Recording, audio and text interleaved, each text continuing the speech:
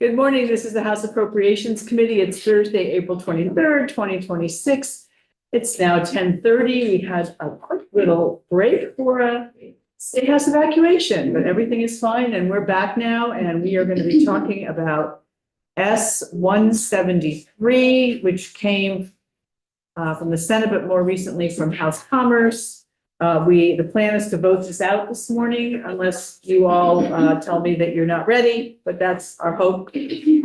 So first we'll have Ledge Council talk to us, and Chris is here. And then we have Representative Cooper from House Commerce to also let us know what happened from their perspective. So welcome, Sophie. Good morning. Sophie Zadatny for the Office of Legislative Counsel. Do you want me to put the bill up, or do you all have? So that's nice, because if anybody's watching, it gives them a chance to see it. Yes.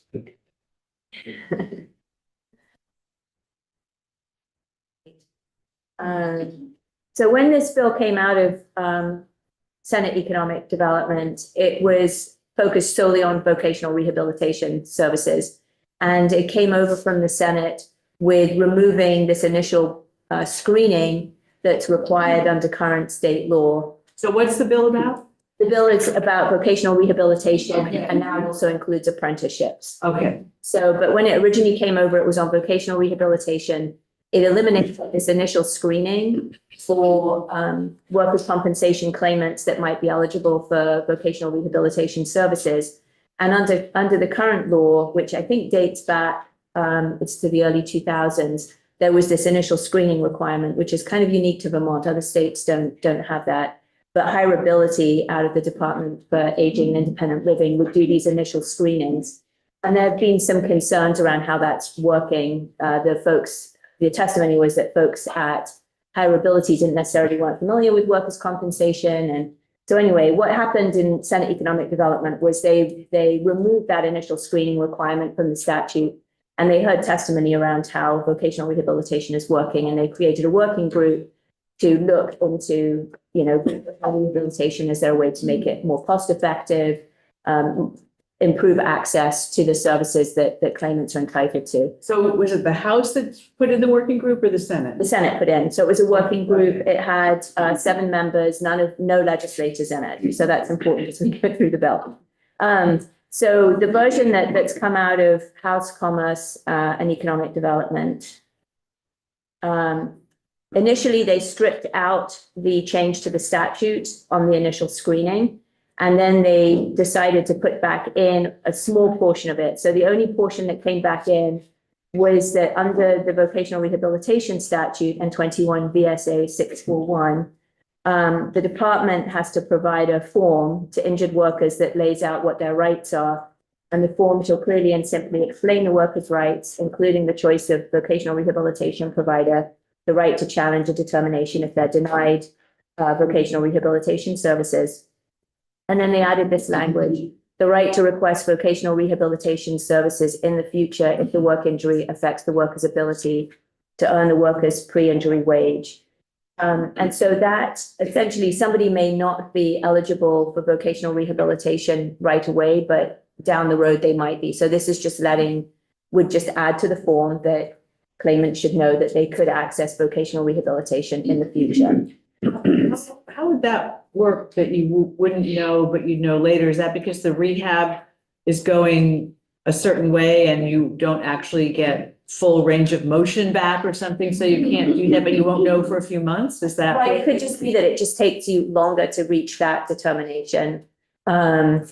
Right, so whether it's recovering, so a vocational rehabilitation covers a whole variety of services, and the goal is to get somebody back to their pre-injury wage. So if you have somebody that did a very heavy labor kind of job, and they have an injury that's really going to preclude them from going back to that kind of job, the goal of vocational rehabilitation is what kind of employment can you get them to where they could earn the same wage that they were previously earning. So it could be, counseling, working on resumes, but it could also be education and actual skills. So there's a whole array of services that can be provided through vocational rehabilitation. And again, the goal from all parties, right, is to get somebody back into the workforce and earning again. So the group, so this was created by the Senate side, but there were some changes made in Senate Economic Development. And so what Senate Economic Development did, so again, this was a group that's scheduled to meet up to 5 times, starting this August, running through to December, would provide a report that would come back to House Commerce and to Senate Economic Development on any proposals on recommendations for changes. What the House Commerce did was they added in 2 legislators, so 1 member of the House of Representatives and 1 current member of the Senate. And then they also added in the Commissioner of Financial Regulation or their designee. And then the other representatives are the same. So someone from the Department of Labor, 2 representatives from Workers' Comp claimant side, 2 representatives on behalf of employers and workers' compensation carriers, and 2 vocational rehabilitation counselors currently certified in Vermont. And again, just as a quick overview of the working group, they would be what changed here were the questions because House Commerce put back in the initial screening. One of the topics is to look at the initial screening, and so there are a series of questions. Is it relevant and helpful? Is it a hindrance? Do other states require it? What are other possible approaches? There are 3 questions that are currently asked in that initial screening that are in the rules. So are those the right questions? Improvements that could be made, and then the current oversight. And then the second set of questions is around vocational rehabilitation generally. And so again, what mechanisms could better and earlier identify which claimants are likely to need vocational rehabilitation services? Are they being adequately and timely informed of their right? Is it in, plainly, easily understood language? Are the current requirements too onerous and administratively unnecessary? So that's also getting back to this initial screening, like, is that unnecessary? Are there ways that the services could be provided in a way that's more cost effective for the system as a whole? And then how could the Department of Labor's oversight be improved? And then there were just an additional category of questions around wage replacement benefits. So this is, again, just making sure that individuals that are receiving vocational or are eligible to receive vocational rehab services are actually able to take advantage of it. So there was testimony around the fact that by the time somebody has been approved for vocational rehabilitation services, they may be at a point where they're no longer receiving the replacement wages for workers' compensation. So they're not in a position to take the time to get the education or the training that they would otherwise be available to them. So those are the questions. Question from Wayne. So any testimony we already have a lot of vocational training going on, and means for providing scholarships or the ability for people to go to vocational training at minimal fee. So is this duplicate? Is this a duplication of what's already being done? Because if someone wanted to go to vocational training and he was recovering from an injury, is there anything precluded from going to getting the vocational training now and probably getting the assistance that he would need? I don't think it's duplicative. I think working with the vocational rehabilitation counselor would be somebody that's familiar with what those options are and would then be in a position to connect them to those and to assist them in pursuing those vocational options. This is not creating a whole separate vocational training program. This is a vocational rehabilitation counselor, and part of their job would be to, help that person that claimant figure out like what their future could look like, what their skills are, what they could train to do. Department of Labor doesn't already provide that kind of counseling when people are looking for a job? You would need to ask them. I think there is that's. So Wayne, why don't we hold this until Rep. Cooper gets up and talks from the policy side? Let's just go over the mechanics of the bill first. So I really, on the financial piece, just to be clear, there's no appropriation in this bill as currently drafted, but I did want to flag the fact that House Commerce added the 2 legislators in. That's not explicitly addressed here. So right now for compensation and reimbursement, and this language was not changed on the House side, currently provides, except for those members regularly employed by the state, members of the working group shall be entitled to reimbursement of expenses as permitted under the statute. for not more than 5 meetings, these payments shall be made from monies appropriated to the Department of Labor. So the Department of Labor testified that appropriations that they were comfortable with, they thought within their budget, they would be able to cover this reimbursement of expenses. But this doesn't address, now that those legislators have been added, this doesn't address, a per diem or reimbursement of expenses for the legislators. So I just flagged that because it's not included in here. It's not very much, but we'll have Chris Root talk to us about that one. And then this section 3, this was new and added by House Commerce, and this deals with apprenticeships. This was not my bill originally, so I can't give you great in-depth information around it. It does not have an appropriation. My understanding with this is that this was language that was requested by the Department of Labor in compliance with Act 55, which was passed a couple of years ago, that wanted to make sure that individuals from historically marginalized groups had the same access to apprenticeships, and also to align the Vermont's apprenticeship program with changes that were happening at the federal level. So these are more sort of corrections, tidy up things, and this was language that came from the Department of Labor. So I'm not going to go through all of those unless there's a specific question that someone has on those. But again, there's no appropriation or anything. Okay, we'll see. We'll talk about that a little bit more too. Okay. There's a strategic plan.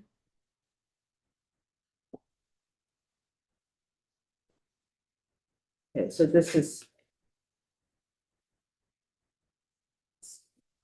to know that. So this whole section, so there's no money in this section. Yeah. Okay. It's just a study. Yeah, and then the apprenticeship sounds like it's some cleanup, but we'll hear from Rick Cooper. about that. Guessing that came from another bill. Okay. And the effective date for the whole thing is July 1st. Yeah, 2026. And then if the bill passes, that the title of the bill would be changed from just vocational rehabilitation to vocational rehabilitation and apprenticeships, as a large chunk of it now deals with apprenticeships. Right, okay. Thank you. So we don't leave the room, but we'll ask Chris Root to just quickly tell us about the one. I don't know if you want, I'm not in the Zoom right now, please return this, but I can verbally tell you what's Yes. this one up pretty briefly. I'm pitching in my colleague, tied up in ways and means today, but my understanding of the bill and the fiscal note that you voted is that the fiscal impact is really limited to the per diems and expenses for the members of the working group. And that he has estimated to cost DOL roughly $4,000 for the up to 5 meetings. As Sophie mentioned, there are 2 legislative members on this working group now, Right. and the language does not explicitly authorize per diem and expense reimbursement for them. So should the committee wish to provide clarity on this question, you might want to consider a simple amendment to clarify that those costs would be paid out of the general assembly's budget. You all have precedent with other bills you passed, H 674, that's the state program committee Yeah, bill that you passed had a differentiation where the legislative members would be paid out of. that's true. And then the public members would be paid out of DOL. We, if you want to go down that road and provide the compensation for the 2 legislative members, we expect that'll cost about $2,700, and that is something we can absorb. Absorb, okay. I think we probably ought to have an amendment to clarify that, so that there's no fighting over them not getting paid. So Sophie, can you do something like that for us? We're gonna hopefully vote this bill out at some point this morning, so hopefully that amendment shouldn't take very long, or? It's supposed to be in House Judiciary, that suit me. We're not done talking about the substance bill, though, right? No, we're about to go to the rest of it, but that's the only amendment. I don't know if you can type one up while you're here, or whether what you guys I will work on it. see what happens. Yeah. Are you supposed to be there through till lunchtime? Yes. Okay. All right. We may have to end up voting after the floor if we can't get it before then, but then we'd be quick and be done. And we can't miss the beginning of the floor because somebody in our committee, I believe, is doing devotions today, so. Representative Cooper, would you like to join us at the table? Yeah. Welcome and introduce yourself for the record. Morning, for the record, I'm Jonathan Cooper, representative and a member of the House Committee on Commerce and Economic Development. Great, thank you. So I think we have some ideas about the voc rehab one, although there may still be some questions, but the apprenticeship one, you want to just fill us in a little bit about why that's there? Yes, so we were taking testimony from the Department of Labor about shifts in federal language that we need to reflect in our language, as that's a requirement to continue being able to access federal funds that comprise the Department of Labor's activities. So you may see some, so it involves removing a lot of language that was specific and having more generalized, a little bit less language, just more generalized, I think is the best way to characterize it. I think for that, if I were to go to as an example, in section 1111 in chapter 13, we see that, so this would be page 6, I believe. If we take a look at underserved communities, that's one example where we're being quite specific in several iterations. And you'll see that the proposed language is a little less expansive, but we're talking about, access to transportation options, employment barriers, living in rural areas, veterans or spouses of veterans, and then otherwise adversely affected by poverty, discrimination, or inequality. So that's a little less language, fewer sentences, but that is one of the most significant shifts, I think, But that's conforming to what the federal government requires so that we can draw down federal funds to these programs. And there was some other sort of technical corrections as Ledge Council described it. You may see on the page 8, for example, for the Vermont Registered Apprenticeship Program, we're capitalizing the letter P for program, and other perhaps less robust changes. But we do want. There's a new strategic plan coming. So we have once every 5 years, and we want to see some information on how it will be implemented. And that's really, so we're sort of hoping that strategic plan gets to implementation, which is, seems to us to be an important part of any strategic plan. So what we're going to do and how we're going to do it. I think we're also specifying on page 9 that we have a summary of how allocated funds were used and analysis of the impact of those funds, including uses of any federal funds awarded during the year. So we can really specify for the federal government just where this apprenticeship is allocating federal resources. There are other updates you'll see on lower down on page 9 about the Apprenticeship Advisory Board, how they will address barriers to participation and completion of the program, including underserved populations. I think we really wanted to get a good handle on who's coming through the door and why are they coming through the door and who isn't coming through the door. And that's, we understand that systemic barriers can mean a lot of different things in different parts of the state. And in different families and different sets of circumstances. So we're hopeful that we'll get a good understanding, and that relates back to some of the language around transportation that we saw in that conforming language, trying to use that to really understand who is and who is not able to utilize these services. I think we are, so as you look through the bill, you'll see that other language is meant to stay in that sort of, milieu of access and origin based on access, or access based on origin.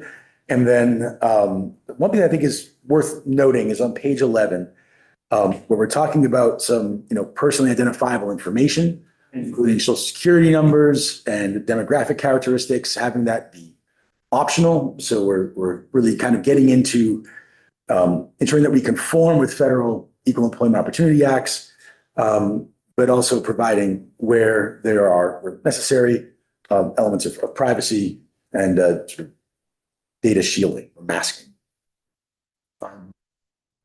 Happy to continue unless there are questions. I have a question on page 12. It says pre-apprenticeship programs and changed language from registered to certified. And I wonder what that means.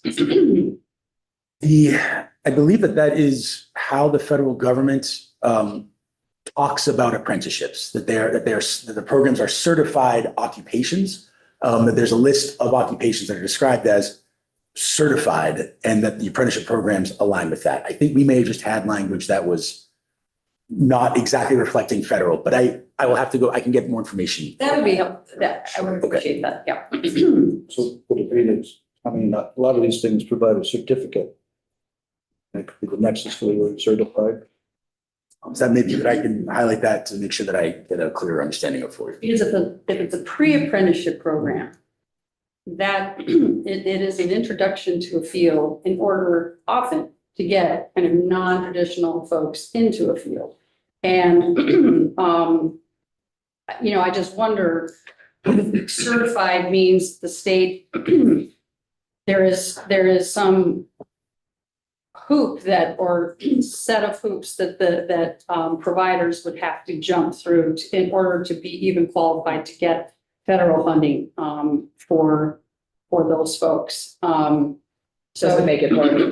Does it make it harder? Yeah. And I mean, you have to meet certain requirements always as a provider. There are outcomes that you're held to, et cetera.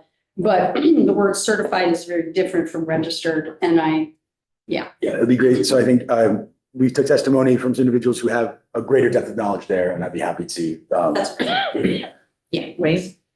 And then So- Dave, I think you had a question too. So this is something that was drafted at the request of the agency. Department of Labor was putting this, this is their recommended language. Which is also reflected in the youth apprenticeship program section that follows, that we are working with the Department of Labor's suggestions for how they'd like to see language updated. And that all looks pretty standard. Yeah, I think they were just looking to tighten it up and be a little more clear where necessary about what the requirements were for participation. So, any other questions about the apprenticeship side? Not seeing, and then the working group on the voc rehab. Did you get your questions answered enough, Wayne, on that? Pretty much the only thing is so this working group is going to be a permanent working group, or is it just for the? I think it's once for 5 meetings. So 5 meetings. Okay. And it's really, one of the issues there was, as Ledge Council described, intake forms. But we weren't seeing the outcomes from the intake forms that one would expect to see. That there's elements of human error, and those can have cascading impacts on individuals. Something that was really troublesome, seeing that people might get caught, an injured worker might get caught in a loop of not being able to advance to the full vocational sort of suite of services, sort of being stuck in that intake phase while the clock is ticking on their compensation benefits. And one of the things that came, we heard that testimony from an attorney who especially works in workers' comp, and not every person who's injured on the job is able to retain the services of counsel. And so, there's what we're learning from counsel who are working with individuals, and then there's those other anecdotes that don't come to us because there's, is there enough information being passed along to individuals who are facing a stressful period of time in life to know what their rights are and how they can best avail themselves of them. Group ceases to exist if you look on page 5, letter F, lines 15 to 19. They have to do a report by December 15th of this year, and after that, this group shall cease to exist. So it's not an ongoing. So that's good. I'm glad you made that really clear. Lynn? Yeah, on page 12, 13, this last piece on section 1124. We had a situation at the CTE in my community where there was some program that was set up, and then it was a question of people. It reminds me here, it says the program includes paid work during or outside the school year and outside the school day. That's on page 13, line 17 and 18. I'm just wondering, did the of Labor or someone from the CTEs or someone come in and talk about what the point or what's the nexus of this whole section? Because there was something they wanted to do and it was like they took the money away or it had to do with both non-traditional and high school students. I am, see if I can understand, without totally restating the question, you're looking to see next between which things? Well, there was a program, and then by the time the CTE got the thing sort of financed and up and running, the money disappeared. And there was talk with the Department of Labor, the commissioner, conversation. And I wasn't really familiar enough with it to know what this meant. Because both TT does both high school students and non-traditional students who come in from the community, and apprenticeships could be. It looks like they were also talking about a youth apprenticeship, but just curious if the commissioner came in and explained this, or someone from CTEs explained what this means. I will need to double check on that to make sure that I have the information that I think you're looking for here. Yeah, there was supposed to be a solution worked out, what I understood. Yeah, well, I could actually check. I'm just trying to read, starting from the beginning of that section where it says, a youth apprenticeship program is one that prepares a youth apprentice for acceptance into an apprenticeship program and is designed for youth apprentices who gives a list of things, and then there's a whole list of when I'm trying to get down to her 13 and making sure that There's only 3 in that list. but the nexus between what was being said and the question. Others about their work, well, that's about legal protections. This was more to do with. This sentence, I have to check, actually, I could probably check with Kendall. I think we are clarifying there what the CTE center needs to do to be eligible.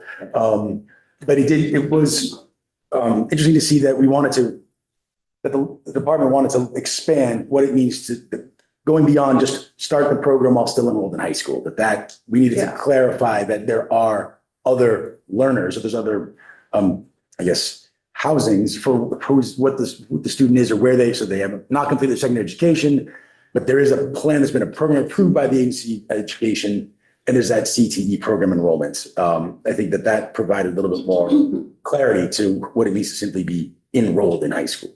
And so Like an adult learner. An adult learner. Well, I think for the youth apprenticeship program, we probably have so there needs to be some language that is clarifying that there's all these different types of learners, and we want to know who we're really focusing on. Yeah, I think is to your point. I can check with this.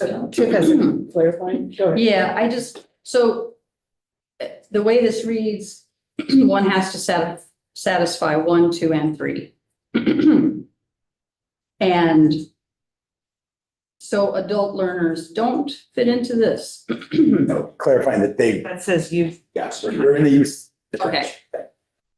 Well, they may not have completed a secondary education. It could be enrolled in a career technical. That's an and. It's an and. Yeah.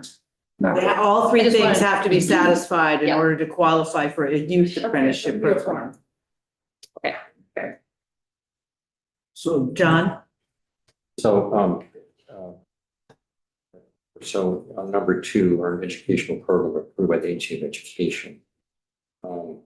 So there's a current list of what's currently approved or just and youth apprenticeship. I think it's the former. It's the- But it's, that was wanting to make sure that the Department of Labor now needs to move really closely in lockstep with the agency. You're gonna have to, right. That where, Let's just want to make sure what's not happening here. If there's something new that's going to get added to, or just we're talking about current current programs here. The purpose of the youth is to get them and introduce them to what they could be enrolling in a more full apprenticeship. Is that correct? Yeah, and it's clarifying that those apprenticeship programs there is that connection, and we're just making it clear in language that is the case.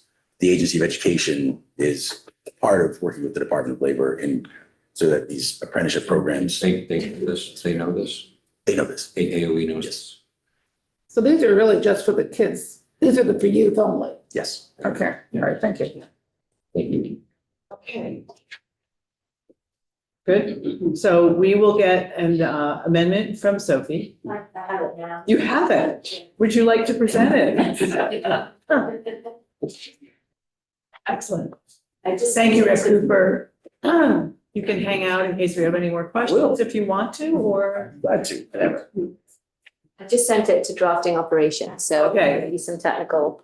Okay, well, that's fine. We could still vote on it and then, turn in the cleaned up one. And Nigro, I believe this Yep. is yours. Don't get too complicated, it just pretends. Okay, Okay, so this would essentially go ahead and replace subsection G under section 2 of the vocational rehabilitation working group. It's on page 5 and 6 of the current draft that you have. oh yeah, so section G is compensation reimbursement. So what it does is create two subsections. So the first subsection is the current language that continues to provide that the Department of Labor is going to pay for the reimbursement of expenses. It doesn't provide for a per diem, but just the reimbursement of expenses for those members that don't currently work for the state. And then the new subsection 2 is that a legislative member of the working group serving in the member's capacity as a legislator shall be entitled to per diem compensation and reimbursement of expenses pursuant to 2 VSA section 23 for not more than 5 meetings, and these payments shall be made from monies appropriated to the General Assembly. Everybody good with that? That seems very clear. Thank you for doing that for us so quickly. We appreciate it. So if there aren't any more questions, we'll take 2 votes, one on the amendment and one on the bill as amended. I believe our clerk is right. So is there a motion to approve the amendment? John? Me? John Wayne. John Wayne, I love it. I can say that. Good. If you go backwards, I may get confused. You know, Wayne John. Boyfriend's name is Wayne John. I went by Chip. Sorry. I don't know where that came from. Is it Friday yet? Came from me. So it's been moved and seconded to approve the amendment, and if the clerk is ready, you may call the roll. Representative Blumenle, Yes. Representative Dickinson, Yes. Representative Feltes. Yes. Representative Consenza, Yes. Representative Roach. Yes. Representative Marwicki. Yes. Representative Nigro, Yes. Representative Squirrel, yes. Representative Stevens. Yes. Representative Yakoni, Yes. Yes. 11-0-0 on the amendment. Amendment, and then a motion to approve S-173 as amended. Has passed the Senate, amended by House Commerce and Economic Development, further amended by HAC. At what he said. Is there a motion? Yes. Thank you. Same show, John. Same show. All right. If there's no further discussion, the clerk may call a roll. Representative Blumenle, Yes. Representative Dickinson, Yes. Representative Feltes. Yes. Representative Consenza, Yes. Representative LaRoche. Yes. Representative Marwicki. Yes. Representative Nigro, Yes. Representative Squirrel, yes. Representative Stevens. Yes. Representative Yakoni, Yes. Yes. 11-0-0. Okay. Excellent job. Thank you all. Thank you so much for doing that so quickly. Appreciate it. I'm sure Judiciary will be appreciative of getting you up there. And so committee, that is what we have for today. If we aren't getting a bill today, we may be getting 2 bills tomorrow. So we'll tee them up for next week. One is to do with libraries and the other is, I believe, the Senate Economic Development Bill. That one will be a bit more lengthy, so we'll sort of spread them out over the first couple days next week. And we still have more coming, but they're just sort of catch as catch can. So with